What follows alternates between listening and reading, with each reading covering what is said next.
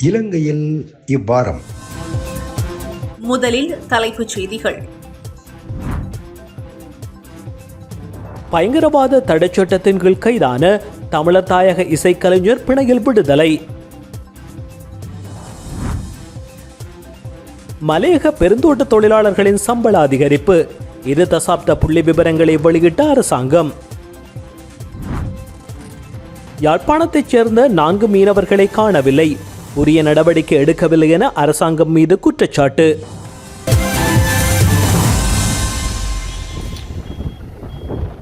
புரட்சிகர வரிகளை கொண்ட பாடலை பாடி சமூக ஊடகங்களில் பதிவேற்றியதாக குற்றஞ்சாட்டப்பட்டு பயங்கரவாத தடை சட்டத்தின் கீழ் கைது செய்யப்பட்டு சிறையில் அடைக்கப்பட்ட தமிழர் தாயகத்தின் இளம் தமிழ் இசைக்கலைஞர் பிணையில் விடுவிக்கப்பட்டுள்ளார். ஹிப்ஹாப் சங்கீதன பிரபலமாக அறியப்படும் 24 வயதான கணேஷ்குமார் சங்கீதனை சாவகச்சேரி நீதவான் நீதிமன்றம் பிணையில் செல்ல அனுமதி வழங்கியுள்ளது. சங்கீதனனை பிணையில் விடுவிப்பதற்கான கோரிக்கையை முன்வைப்பதற்காக அவரது சட்டத்தரணிகளால் நகர்த்தல் பத்திரம் ஒன்று தாக்கல் செய்யப்பட்டிருந்தது. இதற்கமைய வழக்கு விசாரணைக்கு எடுத்துக் கொள்ளப்பட்ட போது நீதவான் சங்கீதனனுக்கு பிணை வழங்கியுள்ளார். எல்லாருக்கும் வணக்கம். எனக்காக போராடின மக்கள் அனைவருக்கும் நன்றி. முக்கியமாக ஜனாதிபதி அவர்களுக்கும் பாராளுமன்ற உறுப்பினர் இளங்குமரன் அண்ணா அவர்களுக்கும் மனமார்ந்த நன்றி. பிணையில் விடுதலை செஞ்சுருக்கணும். அவ்வளோதான் இப்போதைக்கு எனக்கு தெரியும். வேறு என்ன நடந்தனோன்னு தெரியாது. நான் போய் பார்த்துட்டு அந்த சோசியல் மீடியாவில் அப்டேட் ஒன்று தான். சங்கீதனன் தொடர்பிலான விசாரணைகளை பயங்கரவாத தடை சட்டத்தின் கீழ் அன்றி சாதாரண குற்றவியல் சட்டத்தின் கீழ் மேற்கொள்ள உள்ளதாக போலீசார் நீதிமன்றத்துக்கு அறிவித்ததாக வழக்கு விசாரணையின் பின்னர் ஊடகங்களுக்கு கருத்து வெளியிட்டு சட்டத்தரணி தர்மகுலசிங்கம் அஞ்சுனன் தெரிவிக்கின்றார்.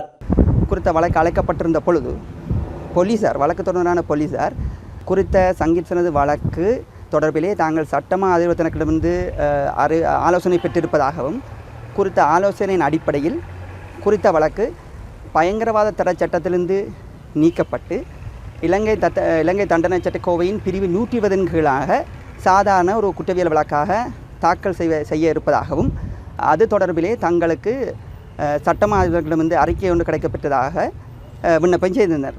சட்டத்தரணி கைல்நாயன் சுபான் அவர்களாலும் குறித்த சந்தேகமான சங்கீதனரது பிணை தொடர்பிலே விண்ணப்பம் செய்யப்பட்டது. குற்றத்தரப்பு போலீஸ் மற்றும் சிரேச போலீஸ்வர்கள் தோன்றியிருக்க குறித்த அறிக்கை அவர்களால் சட்டமாதிபத்தினால் வழங்கப்பட்டிருந்த அறிக்கை அவர்களால் நீதிமன்றத்துக்கு வழங்கப்பட்டதன் அடிப்படையிலும் சட்டத்தரணிகளால் செய்யப்பட்ட விண்ணப்பத்தின் அடிப்படையிலும் ரப்பாடகர் சங்கீதனுக்கு இன்றைய தினம் பிணை வழங்கப்பட்டிருக்கிறது.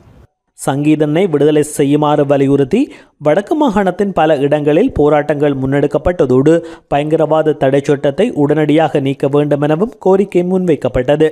கிளிநொச்சி பழைய மாவட்ட செயலக கட்டடத்துக்கு முன்பாக போராட்டத்தில் ஈடுபட்டவர்கள் தமிழ் ரசிகர்களிடையே ஹிப்ஹாப் சங்கீதன பிரபலமாக அறியப்படும் 24 வயதான கணேஷ்குமார் சங்கீதனை உடனடியாக விடுதலை செய்ய வேண்டும் என கோரிக்கை விடுத்திருந்தனர்.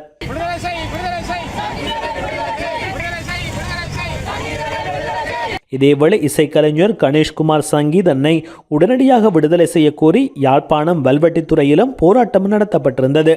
இந்த நிலையில் மன்னாரில் ஒன்றிணைந்த அரசியல் தலைவர்கள், மதகுருமார்கள் மற்றும் பொதுமக்கள் கணேஷ்குமார் சங்கீதனை விடுதலை செய்யுமாறும் கலை தணிக்கைக்கும் பயன்படுத்தப்படும் பயங்கரவாத தடை சட்டத்தை ரத்து செய்யுமாறும் அரசாங்கத்திடம் கூட்டாக கோரிக்கை விடுத்தனர்.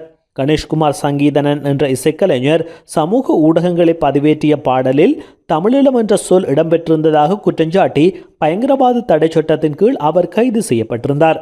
கணேஷ்குமார் சங்கீதனனின் கைதுக்கு எதிர்ப்பு தெரிவித்த தென்னிலங்கை அரசியல்வாதிகள், செயற்பாட்டாளர்கள் புலிகள் அமைப்பை போற்றும் பாடல்களை ஆளும் கட்சி உறுப்பினர்கள் சிலர் தேர்தல் பிரசாரத்துக்காக பயன்படுத்தியதாக சுட்டிக்காட்டியுள்ளனர். கடற்றொழிலுக்கு சென்று காணாமல் போன யாழ்ப்பாண மீனவர்களை கண்டுபிடிக்க இலங்கை அரசாங்கம் உரிய நடவடிக்கை எடுக்கவில்லை என தமிழ் மக்களின் பிரதிநிதி ஒருவர் குற்றம் சாட்டியுள்ளார். யாழ்ப்பாணம் பருத்தித்துறையைச் சேர்ந்த 4 மீனவர்கள் 3 வாரங்களுக்கு முன்னர் கடற்றொழிலுக்கு சென்ற நிலையில் காணாமல் போயிருந்தனர். இந்த நிலையில் காணாமல் போன மீனவர்களை கண்டுபிடிக்க அரசாங்கமும் கடற்படை உள்ளிட்ட உரிய திணைக்களங்களும் இதுவரை உரிய நடவடிக்கை எடுக்கவில்லை என உறவினர்கள் குற்றஞ்சாட்டுவதாக யாழ் மாவட்ட நாடாளுமன்ற உறுப்பினர் சிவஞானம் ஸ்ரீதரன் சுட்டிக்காட்டியுள்ளார்.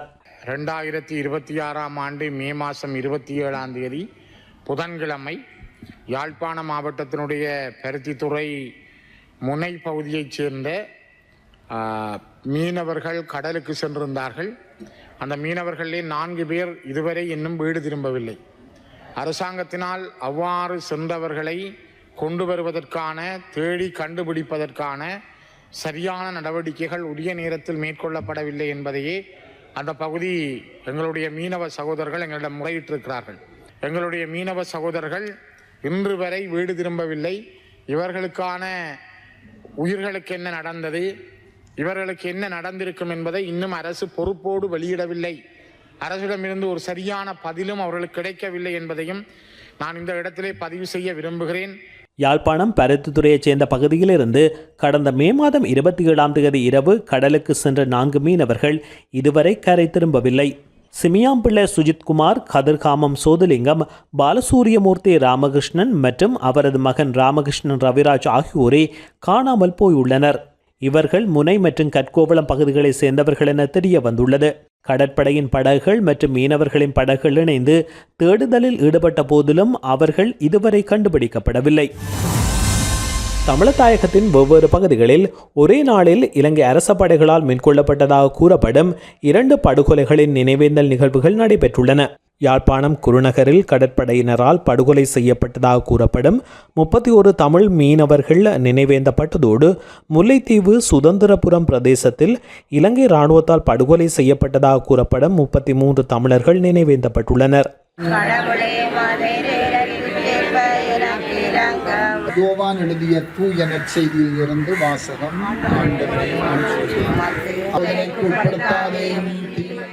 1986ஆம் ஆண்டு ஜூன் மாதம் 10ஆம் தேதி இலங்கை கடற்படையினரால் 33 மீனவர்கள் கடலின் நடுவில் சித்திரவதை செய்யப்பட்டு கொடூரமாக கொல்லப்பட்டதாக கூறப்படும் சம்பவத்தின் 40ஆம் ஆண்டு நிறைவை முன்னிட்டு யாழ்ப்பாணத்தில் நினைவேந்தல் நிகழ்வு நடைபெற்றது.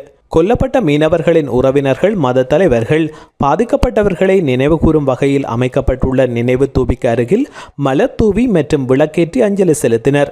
நினைவேந்தலுக்கு தலைமை தாங்கிய குருநகர் புனித யாக்கூப் தேவாலயத்தின் பங்கு தந்தை ரெக்ஸ் சவுந்தரராஜா சிங்கள பேர்ணவாதத்தின் பசிக்கு 33 அப்பாவி தமிழர்கள் பலியானதாக குறிப்பிட்டார்.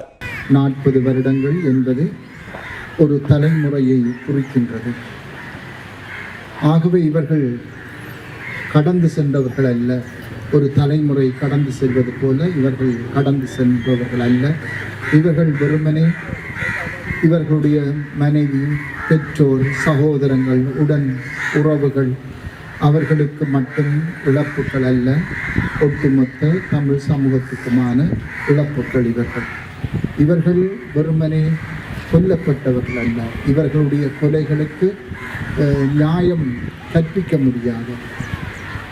இவர்கள் புலிகளா என்று சந்தேகம் கொள்ள முடியாத அளவுக்கு சாதாரணமான மீனவர்களாகத்தான் இருந்தார்கள்.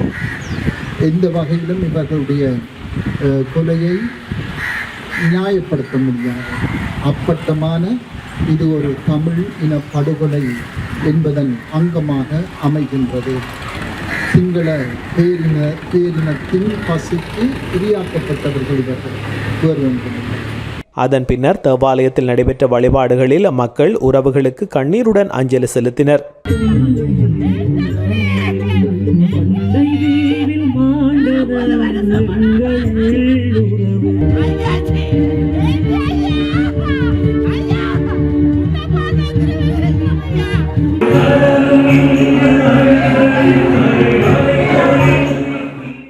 ஆயிரத்தி 1986ஆம் ஆண்டு ஜூன் மாதம் 10ஆம் தேதி குருநகர் கிராமத்தை சேர்ந்த தமிழ் மீனவ குழு மண்டைதீவு துறைமுகத்திலிருந்து மீன்பிடிக்க கடலுக்கு செல்ல தயாரானது.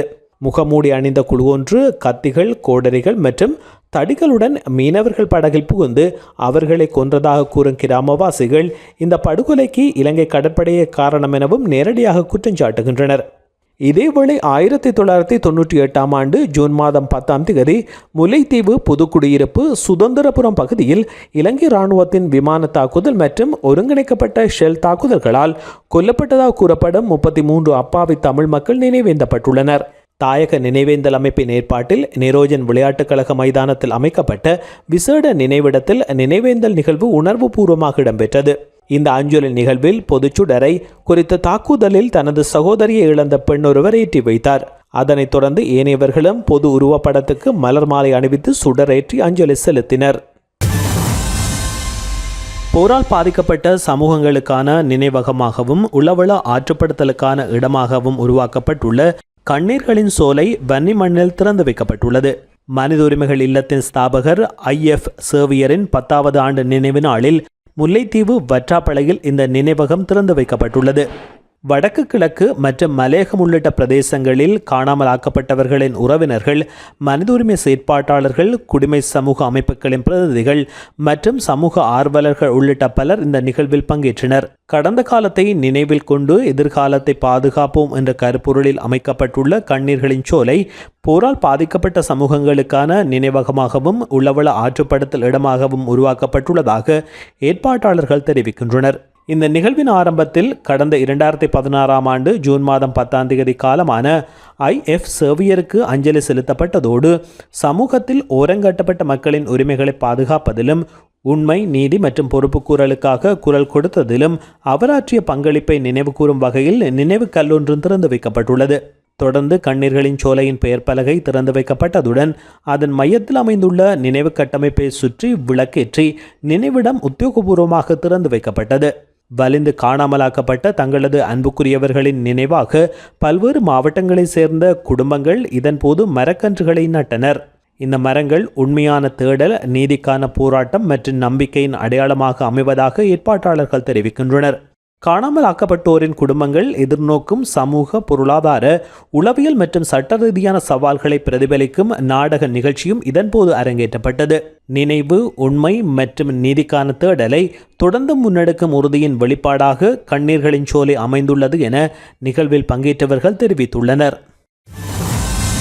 தமிழதாயகத்தில் கண்டுபிடிக்கப்பட்டதும் இலங்கையின் 2வது பெரிய மனித புதைக்குழியுமான செம்மணியில் அகழ்ந்தெடுக்கப்படும் எலும்புக்கூடுகளின் எண்ணிக்கை தொடர்ந்து அதிகரித்து செல்கின்றது.